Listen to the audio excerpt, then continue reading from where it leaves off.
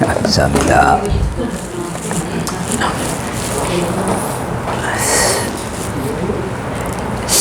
예, 우리가 청년 창업하면은 카페가 먼저 생각이 나죠. 그래서 한동안은 바리스타 자격증이 유행이었습니다. 바리스타 자격증만 따면은 카페가 금방 열리는 것 같고 돈이 들어오는 걸로 그래 생각했습니다. 그런데 지금은 전국의 치킨집보다 카페가 더 많다고 합니다. 한 3만 개 정도가 된다 합니다. 문제는 뭐냐 하니까 개업한 것이 문제가 아니고 2년, 3년이 지나면 제일 먼저 폐업하는 직종이 카페라는 겁니다.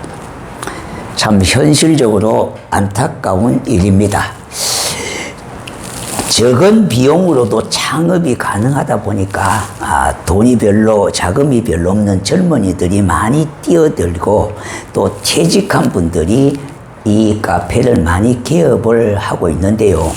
물론 이유가 있겠습니다만은 나의 어떤 취미라든지 자신의 노력의 대가를 얻고자 하는 마음으로 창업을 시도하지만은 현실은 그렇지 못해서 줄줄이 폐업을 하고 만다는 겁니다. 왜 그럴까? 정확한 분석을 그렇게 분석한 결과를 보니까 돈이 많은 분들이 대형적으로 대형 마트라든지 대형 주차장이나 대형 그런 어떤 카페 이런 것들 문화공간을 갖춘 시설을 투자하다 보니까 많은 사람들이 그쪽으로 몰린다는 겁니다. 우리가 소비자 심리라고 하는 게 있습니다. 소비자 심리가 보면은 뭔가 큰 데는 뭐가 좋은 것이 있고 뭔가 있는 걸로 그렇게 생각하기 때문에 많은 사람들이 그쪽으로 이동을 해 가고 있습니다. 그러니까 소비 패턴의 변화와 이동이 그렇게 되어지고 있습니다. 그러다 보니까 골목 상권의 피폐가 심각할 정도로의 대두가 되어졌고요. 그리고 소규모로 모든 것들은 거의 줄도산하는 폐업하는 그런 상태가 지금 내몰리게 되어졌습니다. 왜냐하니까 이렇게 소비자의 심리가 변하다 보니까 그래요. 그래서 어떻게 보면은 돈 넣고 돈 먹기 식으로 큰 투자의 자본가나 살아남을 수 있는 그런 구조로 점점 바뀌어지고 있습니다. 중소기업을 방울케 하는 식당들요, 큰 대형 음식점들요, 학교와 같은 대형 교회들이 줄비하게 들어서고 있는 그런 시대에 저와 여러분이 살고 있습니다. 그런데 무엇이 커지고 편리해 질수록 사람과 세상은 점점 더 각박해지고 인간성은 자꾸 메말라 간다는 겁니다. 그러면 오늘 이 본문 말씀은 보면은요, 그와 정반대의 이야기를 하고 있습니다. 오늘 이 시대는 잃어버린 한 마리 양보다는요, 많은 수의 양인 99을 더 중요시하는 가치관에 물들어 있습니다. 물론 수적인 것이 무시되거나 필요 없는 것이 아니라고 하는 전제에서 드릴 말씀은요, 세상 사람들은 일단 크고 많고 넓고 높고 힘이 있는 곳을 중요시 여기기 때문에 거기에 관심과 사람들이 몰려간다는 겁니다.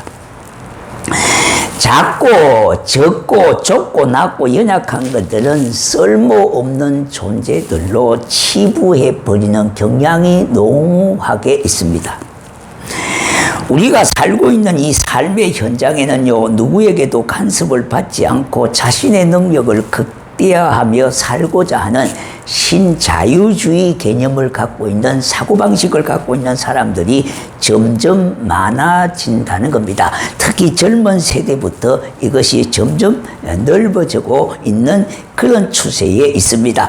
뿐만 아니라 개인적인 그런 개인주의가 첨예하게 그렇게 팽배하다 보니까 지극히 이기적인 삶을 가지고 있는 사람들이 많아지고 있습니다.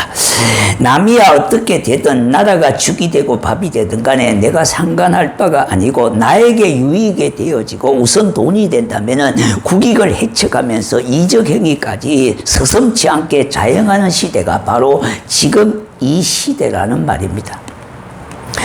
또 성공, 지상주의가 우상화되어졌습니다.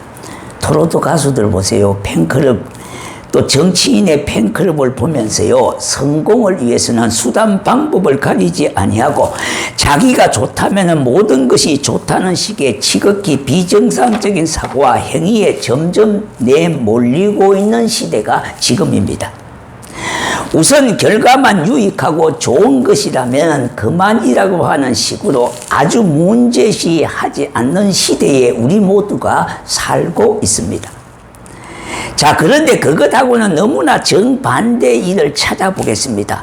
오늘 이 본문 말씀에 보니까 하나님의 사랑은 도무지 이해가 안 되는 사랑을 우리에게 쏟고 있습니다. 다시 말씀드린다면 도무지 이해가 안 되는 사랑은 이해관계를 따지거나 하나둘 계산하는 것이 아니고 아예 덮어두는 겁니다. 그래서 이해할 수 없는 구세주의 사랑 이야기 그러지 않습니까? 그것을 표현한다면 눈이 먼 사랑입니다. 본문 12절에 보니까 예수님은 제자들에게 너희 생각에는 어떠하냐 하는 질문을 먼저 하십니다. 그리고 난 다음에 만일 어떤 사람이 양 100마리가 있는데 그 중에 하나가 길을 잃었으면 그 99마리를 산에 두고 가서 길 잃는 양을 찾지 않겠느냐. 진실로 너희에게 이르노니 만일 찾으면 길을 잃지 아니하는 99마리보다 이것을 더 기뻐하리라 그랬습니다. 여기에 너희 생각에는 어떠하냐 이렇게 질문을 하고 있지 않습니까? 이 말씀은 오늘을 살아가는 저와 여러분에게도 이 질문을 하고 있다 이 말입니다. 그런데 이 질문은 이런 뜻입니다. 이 말씀은 너희들은 어떻게 할 것인가에 대한 도전의 말씀이 여기에 포함되어 있습니다. 이 도전의 제자들은 대답을 어떻게 하고 있습니까? 묵묵부답 대답이 없습니다. 그런데 주님은 마태복음 18장 12절과 13절, 누가복음 15장 4절과 6절에서도 조금도 망설이지 않고 99마리를 두고 한 마리를 찾아 나서겠다고 말씀하고 있습니다. 그리고 누가복음 15장 23절에 그 양을 찾고는 너무 즐거워서 여러 사람들을 불러 모아놓고 양보다 더 값진 송아지를 잡고 잔치를 그렇게 벌린다고 말씀하고 있습니다. 도무지 계산이 안 되는 겁니다. 일반적인 상식으로는 이해가 안 되고 정상적인 일이 아닌 겁니다. 그러므로 고대의 어떤 교부나 현대의 주석가들은 나머지 99마리는 다른 목자의 손에 맡겨두었을 것이라고도 해석을 하지만은 주님은 단호하시게 말씀하십니다. 99마리의 양도 귀하지만은 그것보다 하나가 더 크다고 말씀하시는 것 아닙니까? 99마리는 강하고 큽니다. 그에게는 당장 예적으로는 크게 도움이 필요 없거나 넘어지고 자빠진 것이 아닙니다. 그러나 잃어버린 한 마리 양은 지금 당장 찾아야 하고 지금 도움을 받아야 하는 것이기 때문에 그가 더 크다고 말씀하고 있습니다. 그러므로 우리 주님은 먼저 강하고 유능한 자보다 작은 자가 더 소중하다고 하셨던 겁니다. 이러므로 어른보다 어린아이가 소중하다는 말과 같은 말이기도 합니다. 어른은 당장 도움이 필요 없고 스스로 걷기도 하고 뛰기도 하지만은 아이들은 매사에 부모의 도움과 보호를 받아야 하기 때문입니다. 또한 이 말씀은요, 구약 성경 다니엘서 2장에 보니까 기록되어 있는 대로 거대한 우상을 깨뜨린 뜨인 돌이라고 하는 사건이 나옵니다. 그와 같은 맥락의 말씀이에요. 작은 돌 하나가 큰 신상을 산산조각 내게 한 것과 똑같은 것을 나타내고 있는 말씀이에요. 그리고 육중한 골리앗을 쓰러뜨리는 다윗의 작은 물 맷돌과 같다고 표현하고 있습니다. 이것은 너무나 혁명적이기 때문입니다. 그렇기 때문에 주님은 모든 사람들의 예상과 일반적 상식을 뛰어넘어서요, 아흔아홉보다도 한 마리 양을 찾아 나서기까지 그와 같은 일을 주저하지 않고 하시고 계시는 겁니다. 그러면 주님께서 99보다 더 소중하게 생각하는 한 마리의 양은 작은 자가 과연 누구입니까? 이 말씀에 우리는 주목하셔야 되겠습니다. 마태복음 25장 34절 36절에 예수님이 오른편의 양들에게 말씀하고 있습니다. 이 자들은 구원을 받은 하나님의 의인들을 말하고 있어요. 내 아버지께 복을 받을 자들이여, 나와 창세로부터 너희를 위하여 예비된 나라를 상속받아라.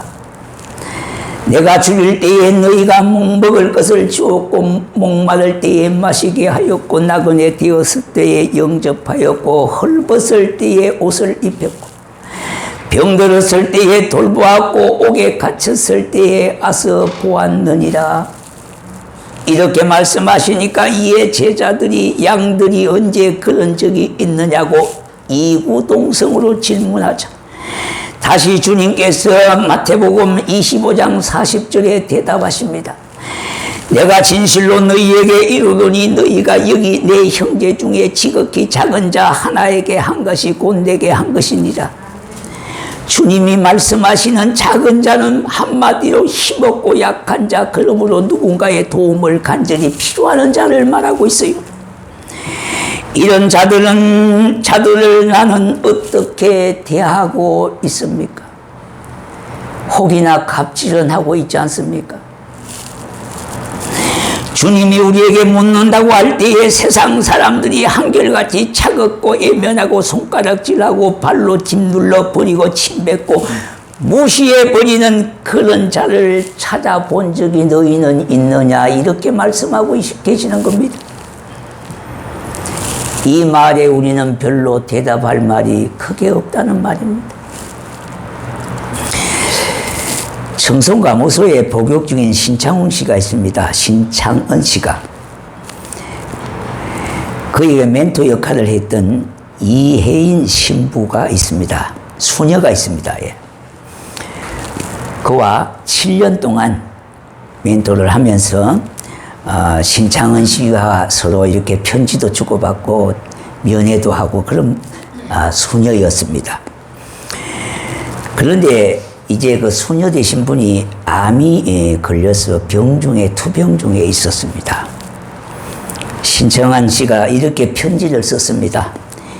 이모님께 이렇게 제목으로 썼습니다. 이모님께 시작하는 그런 역시 구구절절한 그의 편지는 많은 사람들의 심금을 울려주고 있습니다. 이혜인 수녀는 온 세상이 신창은 씨에게 손가락질하며 분노로 치를 떨고 있을 때에 청송오지 그 무기수에게 조용히 다가가 무려 7년 동안이나 이해할 수 없는 사랑을 베풀었던 분입니다. 신창은 씨가 그 안에서 책을 쓴 것이 있는데 자신의 해곡이라고 그럴까요? 자서전이라고 말하기는 좀 그렇습니다만은 초등학교 5학년 때에 담임 선생님이 한 말이 자기의 인생을 그렇게 바꿨습니다. 돈도 없는 망할 자식이, 옛날에는 초등학교에서 돈 가루라는 게 좀 있었어요. 그런데 그걸 제때 못 내니까 가정 형편이 어려웠어요. 돈도 없는 망할 자식 썩 꺼져라고 하는 이 말 한마디가 그의 인생을 악마의 길로 가게 됐다고 그렇게 자기는 고백하고 있습니다. 그 책망이 이를 갈게 되어졌고 악한 생각으로 사로잡히게 되어졌다는 말입니다. 아무도 찾아오는 이가 없고 무시하고 냉대하고 치를 떨고 있는 그와 같은 신창은 씨에게 이 수년은 무려 7년 동안 이모님으로 부르게 되어졌던 관계가 이렇게 형성이 됐습니다. 수녀님은 뭐라고 부릅니까? 신창은 씨에게 조카님이라고 부르면서 그렇게 친밀한 관계를 유지하게 됐습니다. 이혜인 수녀가 암 선고를 받고 토병한다는 사실을 알고 신씨는 연필을 들게 됐는데 그 자필 내용은 요약하면 이렇습니다. 이모님 항상 저를 따뜻하게 보살펴 주셔서 감사합니다. 힘들어서 포기하고 싶을 때에도 이모님께서 저를 일으켜 주시네요. 아이처럼 맑은 이모님 생신을 진심으로 축하드립니다. 항상 건강하시고 오래오래 행복하셨으면 좋겠어요. 이모님 사랑합니다. 그런 내용입니다. 그리고 그가 모욕수건으로 짠 십자가 벽걸이를 이혜연 신부에게 선물로 주었다고 합니다. 신창은은 이혜인 심수녀를 신뢰하고 신뢰한다고 그렇게 표현하고 있습니다. 여러분, 저 청량리에서 바퍼 사역을 하시는 최일도 목사님을 아실 겁니다. 그분도 35년 동안 젊은 청춘을 내몰리고요, 목회하는 교회도 있었습니다만은 그걸 포기하고 청량리 노숙자들과 그린들과 35년의 세월을 보내신 목사님입니다. 그와 함께 했던 자원봉사자들요, 세상에서 약자와 예멘시 되어지는 노숙자들, 그린들, 그들을 섬기는 사역이 무려 35년이 되어졌다는 말입니다. 여러분, 이것이 하나님의 사랑을 입은 자들의 삶입니다, 사실. 여러분, 초등학교 때에 우리가 동요를 부른 것이 있잖아요. 냇물은 모여서 어디로 흘러갑니까? 강물로 가지요. 강물은 흘러서 어디로 가요? 바다로 갑니다. 여기에 진리가 있습니다. 진리가 있어요. 우리의 신앙도 마찬가지입니다. 나만 은혜 받고 나만 축복받고 내 신앙 내가 지키고요, 내 가정만 알고 내 자식만 알고 내 식구만 하는 그런 신앙은요, 썩어지고 병들어집니다. 여러분, 아무리 시냇물이 많다 하더라도 고여있으면 썩습니다. 그 진리 아닙니까? 흘러가야, 강물로 가야 그 시냇물이 살아요. 여러 시냇물에서 모여드는 그 강물은요, 강물에만 몸만 있으면 썩게 되는 겁니다. 바다로 가야 살게 되지는 거예요. 우리의 신앙도 마찬가지입니다. 내 신앙에서만 국한되고 머물지 말고요, 내 신앙이 우리의 신앙으로 흘러가야 됩니다. 우리의 신앙에서만 머물지 말고 주님께 영광 돌리는 곳으로 나가야 내 믿음이 성장하고 발전되어지고 축복과 은혜가 넘쳐나게 되어지는 거예요. 우리의 신앙을 한번 점검해 보십시오. 내 신앙이 계속 그렇게 답보 상태에 있습니까? 내 신앙 내가 지킨 여기에 머물고 있기 때문에 그래요. 우리의 생각과 우리의 의식을 좀 펼쳐서요, 펼쳐서 남을 나보다 좀 낮게 여기는 그와 같은 정신. 우리 주님께서 작은 자, 지극히 작은 자를 찾으시고 그를 크게 여기셨듯이 이런 섬김의 마음이 우리에게 회복되어야 되지 않겠냐 이 말입니다. 혹이나 우리 주변들에 이런 작은 자가 없습니까? 우리가 인간관계에서 저 사람은 되고 이 사람은 안 된다고 하지 말고 주님처럼 아예 눈이 멀어 주님의 사랑으로 다가갈 수 있기를 바랍니다. 그것이 내가 주님에게 한 것이 되기 때문입니다. 지금은 좀 이렇게 뜸한데 뜸하게 되니까 궁금하기도 합니다. 일주일에 늘 2번씩 오시는 분이 있어요. 예, 꼭 보면은 목사님 하면서 와요. 목사님을 부르는 거 보니까 저분도 옛날에 신앙생활을 한 것 같기도 하고, 어떻게 보면은. 목사님을 부르는 거 보면 제가 알거든요. 저 사람이 신앙이 있든지 없든지 알아요. 100% 그렇게 쪽집게같이 집어내지는 못하겠지만은 어느 정도 제가 감을 잡거든요. 근데 그분도 아마 예전에는 신앙생활을 좀 한 것 같기도 해요. 와서 꼭 보면은 정신값을 달라고 그래요. 예. 김밥 한 줄 사 먹겠다고. 그러면 2,000원, 3,000원 주는데 어떤 때는 뭡니까? 일주일에 2번씩도 와요. 그런데 너무 자주 오는 것이 아니었습니까? 내가 이래 물었거든요. 그러니까 이제 다시는 목사님 다시는 안 오겠다고 이번만 마지막으로 해서 그래서 제가 3,000원을 줬어요. 이제 이번만 하고 안 온다 그러니까 그런데 또 말씀해줘. 예. 그래서 제가 한마디 하려고 그러다가 안 했거든요. 그리고 또 줬어요. 근데 또 목사님 감이 또 오는 거예요. 그다음 보통은 토요일 날 잘 와요. 보통 오죠. 자, 그래서 제가 또 줬어요. 근데 제가 생각해 보니까 주님의 마음이 만약에 주님이 저런 모습으로 오신다면 내가 이것이 잘못된 것이 아니겠냐.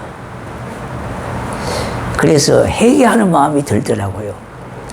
그래서 지금은 한 3주 정도 안 오거든요. 궁금해요. 어떻게 되시는가. 네. 여러분, 우리가 우선복이에요. 초라하고 정말로 뭡니까? 모자 쓰고 늘 그 옷 그대로 입고 와요. 그리고 냄새가 날 정도예요. 네. 그렇지만은 김밥 한 줄 사먹겠다고 돈을 달라고 그러니 그 인생도 참 복된 인생은 아니잖아요. 자, 여러분, 우리의 삶 속에 이런 것들이 있는 사람은 얼마든지 있을 수 있지 않겠습니까?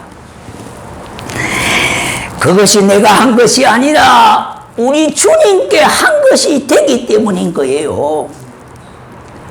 내가 저 사람에게 한 일이지만은 결국은 주님께 한 것이기 때문에 그런 거예요. 여러분이 다른 사람들에게 갑질하고 다른 사람에게 냉혹하게 했다면은 그건 바로 주님께 그렇게 한 거예요. 왜 우리들 이것을 모르느냐 이 말이에요. 우리의 신앙이 이제 한 단계 한 단계 업이 돼야 되고요. 폭이 넓어져야 되지 않겠습니까? 오늘날 교회가 전도도 어렵고 힘들다 그럽니다. 예부적인 환경은 맞습니다. 그러나 그걸 극복하고 뛰어넘을 수 있는 것이 있습니다. 우리 한 사람이 아예 예수 그리스도의 눈먼 사랑을 실천하는 자가 되셔야 돼요. 내가 입으로 아무리 복음을 전해도요, 그걸 세상 사람들이 들으려고 하지 않아요. 나의 삶이 복음이어야 된다 이 말입니다. 그래서 우리가 좀 극복하고 뛰어넘어야 되지 않겠습니까? 우리는 우리의 생각에만 너무 매몰되지 말고요.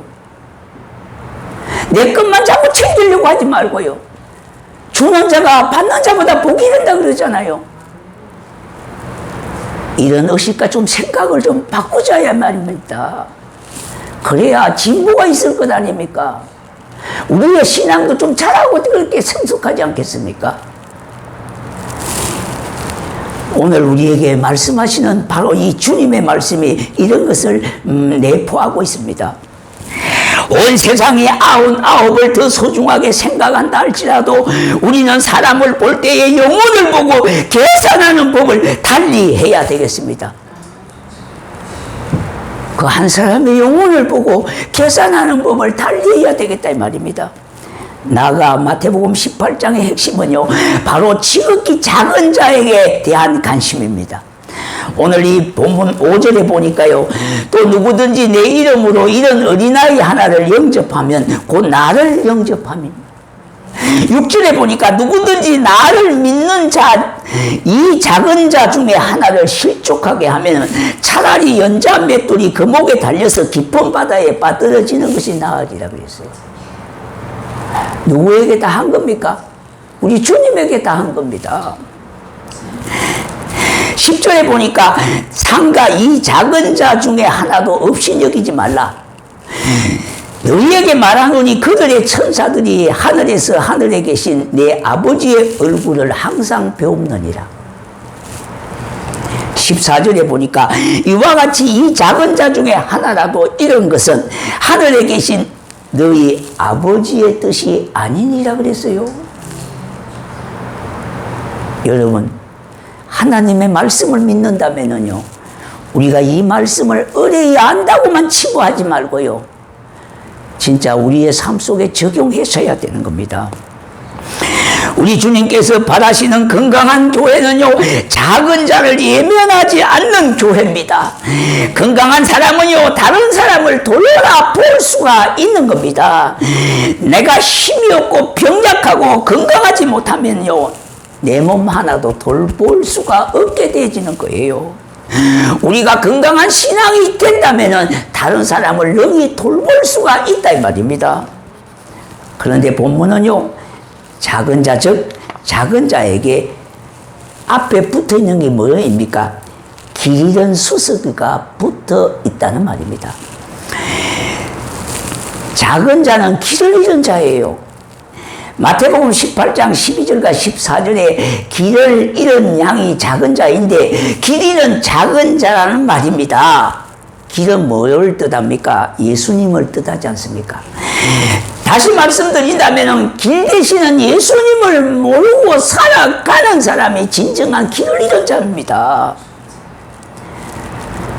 그런 자를 뭐예요? 작은 자 중에 지극히 작은 자라고 말씀했습니다. 겉으로 볼 때 아무 이상이 없고 문제가 없는 것 같은 사람일지라도 그가 예수님을 알지 못하고 살아간다면 지극히 작은 자 중에 작은 자입니다. 왜냐하면 참된 길을 찾지 못하고 헤매고 있기 때문에 그래요. 이렇게 볼 때에 주님이 말씀하시는 작은 자는 줄인 자입니다. 목마른 자입니다. 나그네 된 자입니다. 헐벗은 자입니다. 병든 자입니다. 옥에 갇힌 자와 나와 영적으로 하나님을 알지 못하고 방황하고 있는 사람들을 가리키는 말이라는 말입니다. 사랑하는 성도 여러분, 오늘 우리 주위에 여러 종류의 작은 자들이 있습니다. 우리가 지극히 돌아보아야 할 작은 자는 이웃이며, 그 이웃은 병든 자와 예로운 독거노인, 가난한 애국 노동자, 줄이고 엉눌린 북한 형제, 다문화 가족들입니다. 우리는 이 육적인 작은 자들을 99보다 더 소중히 여겨야 되는 겁니다. 우리 주님이 하신 말씀은요, 누구의 도움이 필요치 않는 99마리 양 중에 속한 자를 무시하고 이걸 없이 여기는 것이 아니라, 필요 없다는 말이 아니라, 이보다 더 중요한 것은 길 잃은 작은 자라고 하는 말입니다. 대한민국이라고 하는 이 공동체에서 이런 사람들이 살아가기는 매우 익숙지 않습니다. 이런 자를 작은 자로 여기시고 찾고자 하시는 겁니다. 이 작은 자들은 우리의 관심과 돌봄을 받아야 하는 자들이기 때문입니다. 그리고 아직 예수 그리스도를 구주로 영접하지 아니하는 사람은 누구를 막론하고 길 잃은 작은 자, 지극히 작은 자 중에 작은 자라고 하는 사실을 기억해야 하겠습니다. 나의 99을 산에서 들에서 성읍에서 찾아야 돼요. 이렇게 하라고 주님의 명령을 예면하는 것은 성도의 본질을 망각하는 겁니다. 사도행전 3장 6절에 요한과 베드로가 성전 미문에 앉아있는 안전뱅이에게 은과 금은 내게 없지만은 내게 있는 것을 내게 주노니 나사렛 예수 그리스도의 이름으로 걸으라 하였던 겁니다. 자기 속에 그 아시는 예수님을 당신에게 주노니 그곳에서 일어나라 한 것 아닙니까? 이것이 그들에게서 찾아가 내게 있는 것을 주는 겁니다. 왜 그렇게 해야 합니까? 사도행전 4장 12절에 그들이 스스로 길을 찾을 수가 없기 때문에 그래요. 그리고 다른 길이 없기 때문에 그렇습니다. 누군가가 전해주지 않으면 어떻게 믿으리요? 누군가가 복음을 말해야 되고 전해줘야 되고 듣게 하셔야 되지요. 그렇지 않으면 믿을 자가 없다고 말씀하고 있습니다. 이 예수 그리스도의 기쁨을 증거하는 우리 모든 성도와 정말로 아름다운 교회가 아름다운 삶을 이루고 아름다운 교회로서의 본연의 사명을 조금이라도 한다면 약한 자들, 작은 자들에게 더 많은 관심을 가져야 할 줄로 믿습니다.